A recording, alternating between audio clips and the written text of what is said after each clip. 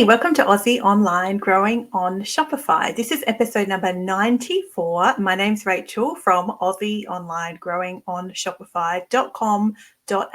And today's episode is about getting more traffic. Specifically, I want to talk about getting more traffic to your online store. So maybe you sell products, services, both. Maybe you sell physical products or printables, but if you need more traffic, I want to speak about that today. And sometimes in the world of online business and e-commerce, we can get quite caught up in optimizing a conversion rate or a landing page or a sales funnel, when sometimes what the issue is actually that we need more traffic. It's how many people who come to our website who then maybe add to cart or initiate checkout and then purchase in an e-commerce scenario. So if you feel like maybe your conversion rate is the problem or you just need more sales, maybe it's a traffic problem. I'd encourage you to consider or to go back and look at your Shopify dashboard or whatever online platform you have dashboard and see how many sessions you've had in the last 30 days or the last 90 days or this year and compare it to the same time last year.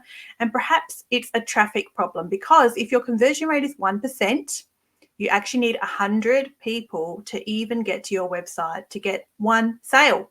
That's quite sad. Sometimes I think you can maybe see lots of gurus and experts online who have crazy sales and crazy conversion rates. But if you step back and think about what's usual, a 1% conversion rate is not bad.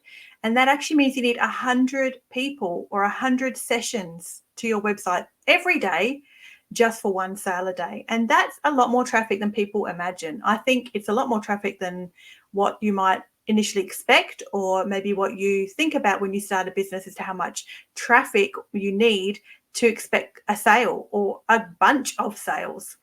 And then do you even know you need to drive that traffic for yourself? Do you know we are responsible as small business owners to drive that traffic for ourselves, to go and find that traffic for ourselves? And there's many ways you can get more traffic. I'm going to share heaps of them with you today. I'm going to race through them because I don't want to take up forever in this episode. I'm going to record a second episode straight off the back of this one about something else. So I'm going to race through these ideas, and they're just ideas. I hope they inspire a bit of inspiration, like give you some ideas or some thoughts or things you might want to try. So maybe email this episode to yourself, save it so you can come back to it later.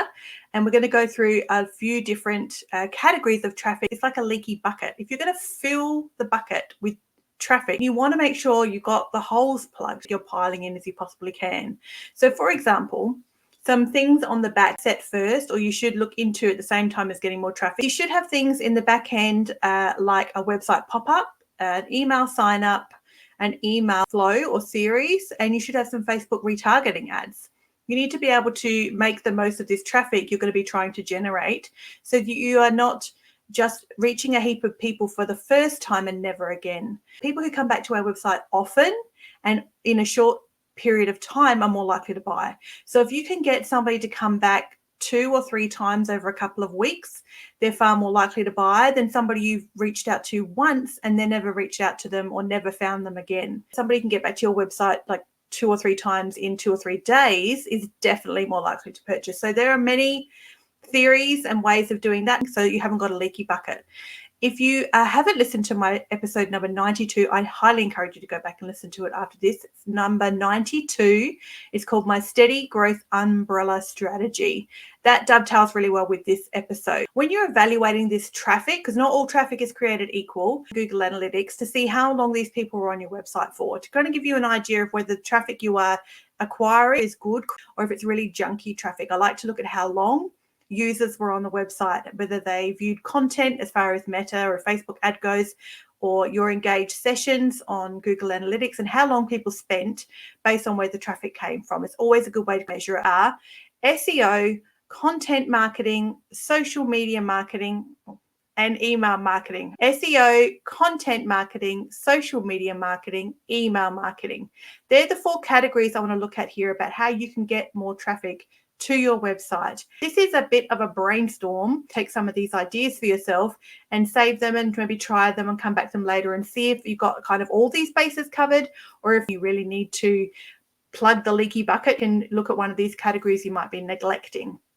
Let's look first at search engine optimization. Are you doing things on your website like making sure all of your headers are used? Are you using the default heading settings in your product description like H1, H2, H3? Use a few of those around the place. Are you adding alt text to your images? Are you using meta description? So at the bottom on an SEO Shopify product page, edit the SEO down there and bulk out the description, bulk out the title to include some really common sense keywords for your customers. So are you doing some of that basic SEO work? Because that does equal traffic. I know it doesn't feel like it because you're not paying for it in the moment. SEO as a category is a slow burn. Know that up front and then you won't get discouraged about doing the work. That you will see results from SEO work months down the track and not days or hours down the track like you will with paid traffic. Improve your site speed. This sometimes has something to do with the theme you might be using. I used a theme for a couple of years that was cutting edge at the time. That's not true. It was everywhere in e-commerce at the time. But then over time, I noticed that it was really messing with my site speed and I didn't know if I needed to optimize my images or I needed to do other work. So I got page speed on my website, played around with that. And then I changed my theme. And that made all the difference. I went to one of the default themes with Shopify. I didn't have any fancy theme. It's a standard theme that Shopify has included for free. And my site speed went through the roof. So that really solved the problem of site speed for me just by changing the theme. Not that you should go ahead and change your theme, but of course faster will mean that a user is going to stay there longer rather than bouncing. So that will be better for your traffic. Are you backlinking to your own products even? In your blog posts, are you linking back to your product collection and specific products? Are you collaborating to get links from other places? Do you have links to your products or your website like around the internet? That can really be a bit of a black hole. You feel like you just listed in all these directories. But all of these different places can make a difference. I should say do make a difference. This is just a list of ideas, but maybe you want to add some backlinks. You want to link to your products, your website, in other places around the internet. Is it a mobile friendly design? So check your mobile preview and or the couple of website builders I've worked with certainly do it. How well does your website load on mobile? Is it fast and is it clean and crisp and clear so that traffic you do get isn't just bouncing away because they're confused and can't get around it or can't close a pop-up and they just get frustrated and leave. Regularly update content. I love this one because I haven't done this for ages. At the start of the year, I updated a heap of my product descriptions and I haven't done much else since that. But I want to go back. I need to add some new images. I have some products and some user-generated content. I could definitely add to my website in some product descriptions and add some of that into the media section of some products, and I'll change the alt tags again. And just to refresh some products and refresh pages. Google loves fresh content. You know, when you refresh a blog, that's why you see these articles, a bit of sidetrack, every year, like 10 best gifts for dad 2024, which is the same article as 10 best gifts for dad 2023, but they just changed a couple of things and republished. So can you just update some of your content? Just give it a bit of a fresh feel, some images and some different new fresh copy.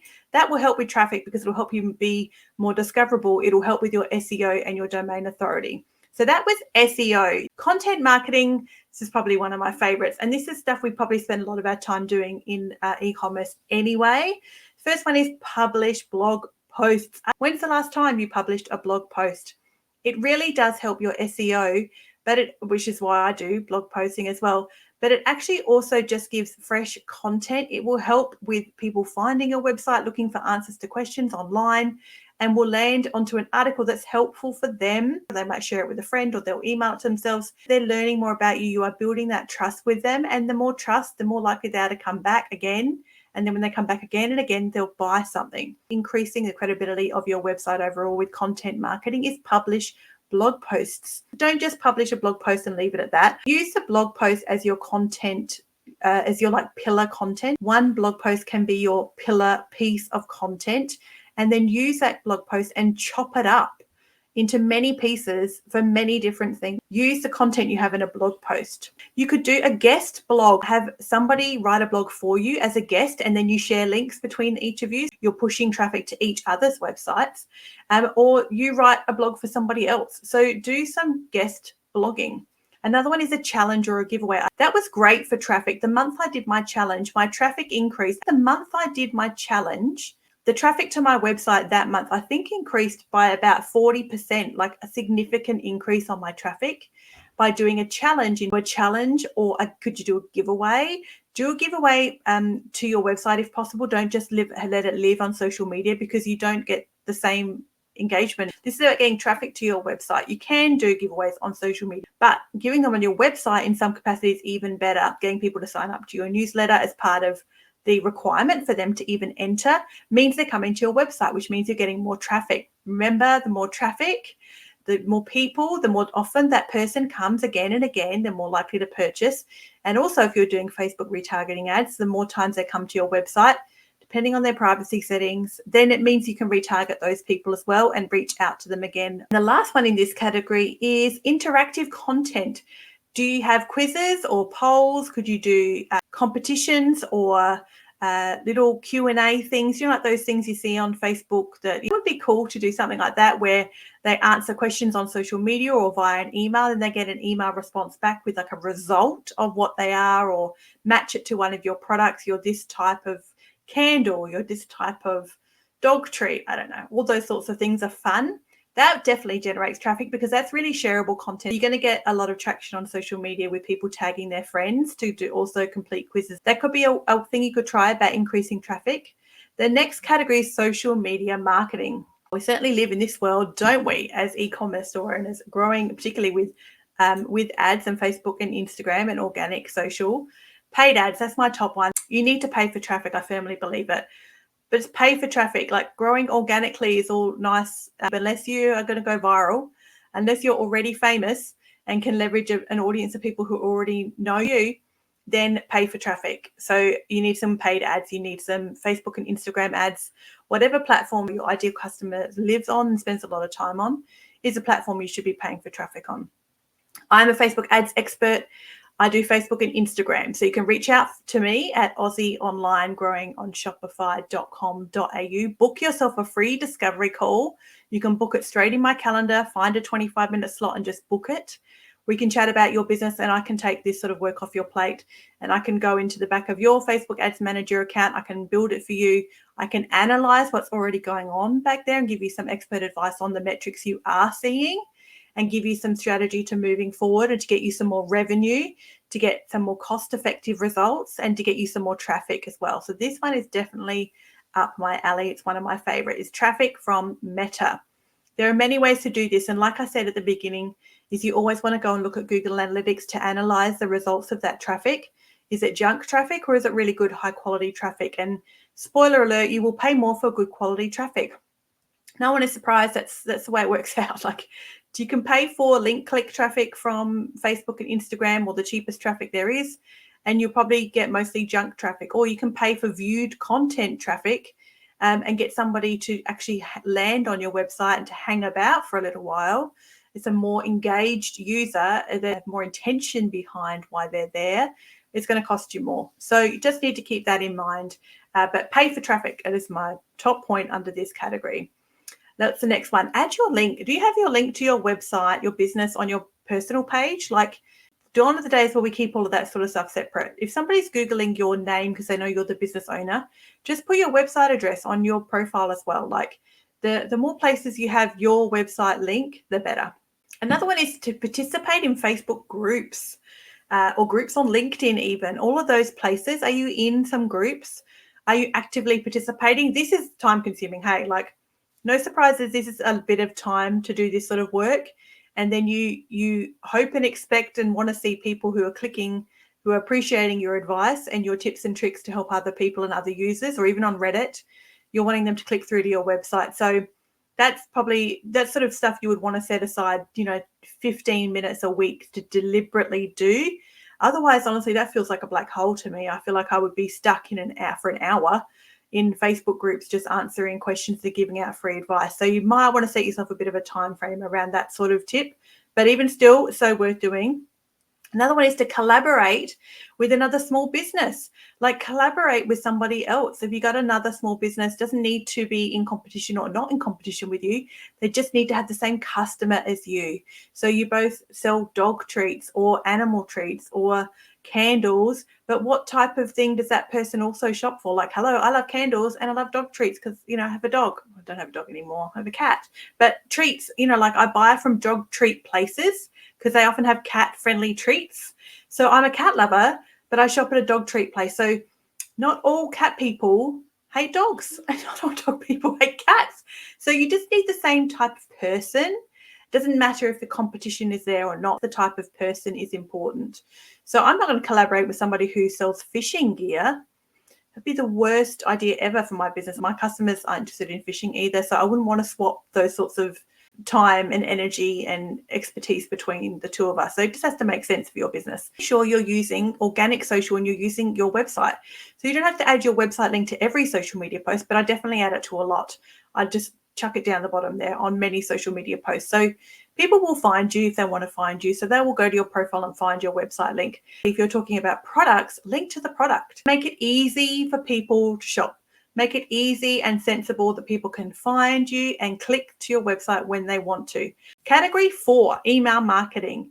Email marketing is to build a targeted email list. Are you building your email list? Have you got a newsletter pop up on your website or somewhere people can join your newsletter list? And are you sending newsletters? So if you're going to do some of this traffic work, you want to be able to collect that information on the back end. So with a pop-up, you're encouraging people to join your email list. So the traffic you are generating, you're encouraging them to get on your email list, which means they'll get emails from you and come back again. All of this cycles over and over. So does a pop-up increase traffic? No, not really. But it means people join your email list and then you email them later and they come back again. So it all supports each other. These all really piece together quite well. Are you segmenting your audience? You can segment your audience down based on their previous behavior and their predicted behavior, how much they're predicted to spend or how much they have spent or where they have been. Can you build a segment to your bestseller? Just find out who landed on your bestseller in the last 30 days but didn't buy it. Segment those people, send them an email, just invite them to back, like give them a picture of that product in the email and get them to click through to the website again, because you're just getting them back to your website. You are driving this traffic for yourself. More people that come back, the more often they come back, the more likely they are to buy. Send regular newsletters, share updates about your business, share a blog post, share exclusive offers, get them back to your website. You want to make sure everything in your email gets them to the website. I have sometimes linked to social media, like I do a weekly Facebook Live. So every week I send an email with a link to social media. But I also link to products, I link to the website, I link to a blog post. Make sure that you're only sometimes linking elsewhere. Most of the time your email should be linking back to you to get the traffic back to your website. Can you host things on your website instead of elsewhere? If you've got a PDF that you give away, can you upload it into the content section of Shopify under files and then pull the link and add it to a blog post so that they get the PDF on your website, not on Canva, not on Google Drive or OneDrive? Can they get it from your website because you want them back to your website? Getting more traffic people, it's what we're trying to do. More people back to your website more often. So anything you want to share, can you have it housed on your website? A sign-up form, a quiz, a questionnaire, a PDF on your website. Don't house it somewhere else in the internet. That's my favorite tip, probably under email marketing, because you should be sending emails anyway. It's very important. Try and keep as much content as possible housed on your website. Do you have email flows set up so that customers are automatically getting emails from you on a periodic basis based on how they sort of interacted with your brand or where they came from? Are they getting a couple of automated emails as part of a flow? So you set it up once and then you don't have to do anything with it. It just happens automatically behind the scenes. The last one is to use call to actions on your emails. Shop now, buy now, browse now. What's your favorite color? Check if it's available. Has it sold out? Pick your size. Use buttons as call to actions. Make sure they're clear and you use a few of them in an email, not one at the bottom. You want one near the top and one at the bottom, sometimes one in the middle. Just give people plenty of opportunity to click through to your website if they want to. That's my last tip. Man, I did race through all of those. I was trying to get it under 25 minutes and I'm pretty close, so I will wrap it up. So they are my 4 categories for getting more traffic. Remember, you are the business owner. We are responsible for driving this traffic ourselves. It doesn't just come from anywhere.